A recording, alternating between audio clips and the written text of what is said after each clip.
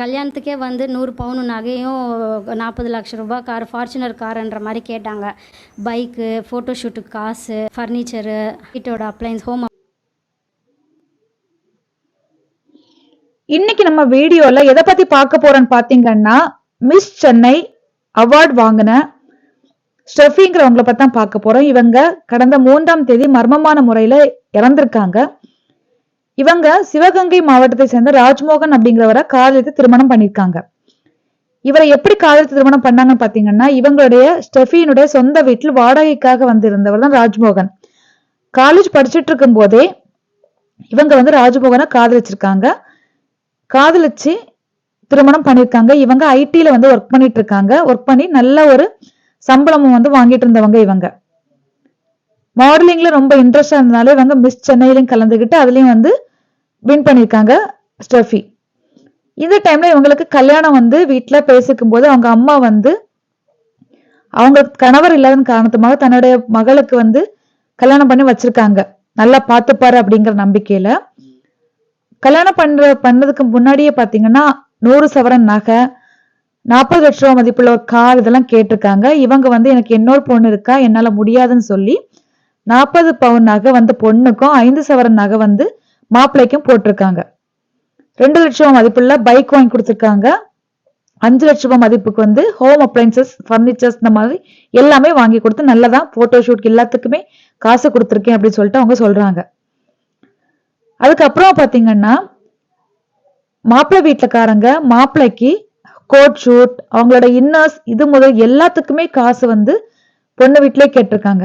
அவங்க அம்மா வந்து சுனிதா தேவி வந்து என்ன பண்ணிருக்காங்கன்னா, நம்மளோட பொண்ணுக்கு தானே சொல்லிட்டு கடனுடனே வாங்கி வந்து பொண்ணோட வாழ்க்கை நல்லா இருக்கணும் அப்படின்னு சொல்லிட்டு கொடுத்துட்டே இருந்திருக்காங்க.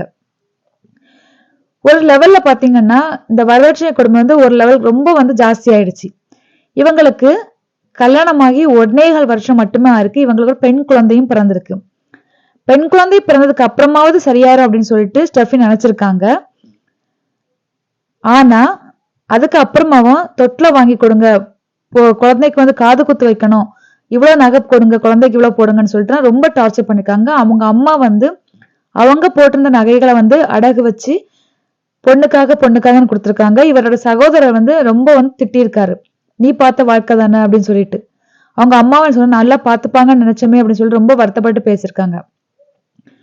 இவங்க கடந்த 3ஆம் தேதி பாத்தீங்கன்னா மர்மமான முறையில வீட்டுல இறந்து கிடத்திருக்காங்க. இத வந்து ராஜ்மோகனின் தம்பி ஸ்டெஃபின் அண்ணனுக்கு கால் பண்ணி அண்ணி வந்து மயங்கி விழுந்துட்டாங்க அப்படின்னு சொல்லிட்டு உடனே வந்து காலை கட் பண்ணிருக்காங்க. உடனே வந்து பதறி அடிச்சு ஸ்டெஃபினோட வீட்டுக்காரத அம்மா அண்ணன் இவங்க எல்லாமே பதறி அடிச்சு வந்து பார்க்கும்போது பார்த்துட்டு இவங்களை வந்து ஹாஸ்பிட்டல் அட்மிட் பண்ணிருக்காங்க. பெருங்குளத்தூர்ல ஒரு தனியார் மருத்துவமனையில. அங்க அட்மிட் பண்ணும்போது அவங்க என்ன சொல்லிருக்காங்கன்னா, ஆல்ரெடி வந்து ஸ்டெஃபி இறந்துட்டாங்க அப்படின்னு சொல்லியிருக்காங்க. இத வந்து இவங்க மணிமங்கலம் அதாவது போலீஸ் நிலையத்தை வந்து புகார் அளிச்சிருக்காங்க. ராஜ்மோகன் வந்து கைதும் செஞ்சாச்சு. கண்டிப்பா வந்து எங்களுக்கு நியாயம் வேணும் அப்படின்னு கேட்டிருக்காங்க. இந்த ஸ்டெஃபி வந்து அவங்க ஃப்ரெண்டு கிட்ட பேசின ஆடியோ வந்து இவங்களுக்கு கிடைச்சிருக்கு. அந்த ஆடியோ மூலமா எந்த அளவுக்கு இவங்க வரதட்சணை கொடுமையை வந்து அனுபவிச்சிருக்காங்கிறது வந்து தெரியுது. அவங்க ஃப்ரெண்டு என்ன சொல்றாங்கன்னா, நீ லவ் பண்ண அப்படிங்கிற ஒரே காரணத்துக்காக நீ வந்து அவங்களோட வாழணும்னு அவசியம் கிடையாது. உன்னோட வாழ்க்கையை டிசைட் பண்ணக்கூடியது நீதான். நான் தப்பு பண்ணிட்டேன் அப்படின்னு சொல்லிட்டு நீ ஃபீல் பண்ணணும் அவசியம் இல்லை. எல்லாருமே தப்பு பண்ணி தான் வந்து அடிபட்டு திருந்துவோம். அதனால நீ வந்து உன்னோட குழந்தைக்காக வந்து தப்பான முடிவு எதுவுமே எடுக்காம குழந்தைய வச்சு பக்கத்திலேயே இருந்து கஷ்டப்படுறதுக்கு தூரமா சந்தோஷமா இருந்துட்டு போ அப்படின்னு சொல்லிட்டு நான் உனக்கு ஆரம்பத்திலே சொன்னேன், நீ கேட்கல.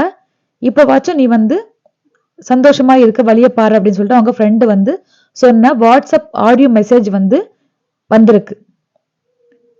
இவங்க என்ன விஷயம் எதனால இறந்தாங்க அப்படிங்கிறது தெரியல. அந்த அவங்க இறந்து கிடந்த ரூம்ல வந்து ஒரு விஷ பாட்டில் வந்து இருந்ததா வந்து ராஜ்மோகனோட தம்பியோட ஃப்ரெண்ட்ஸ் வந்து சொல்றாங்க. இந்த வரதட்சணை கொடுமை வந்து எப்பதான் ஒழியும் அப்படின்னு சொல்லி தெரியவே இல்லை. கண்டிப்பா வந்து இந்த பொண்ணுக்கு இந்த ஸ்டெஃபிக்கு வந்து நியாயம் கிடைக்கணும் அப்படின்னு நான் நினைக்கிறேன். கண்டிப்பா வந்து கிடைக்கும்.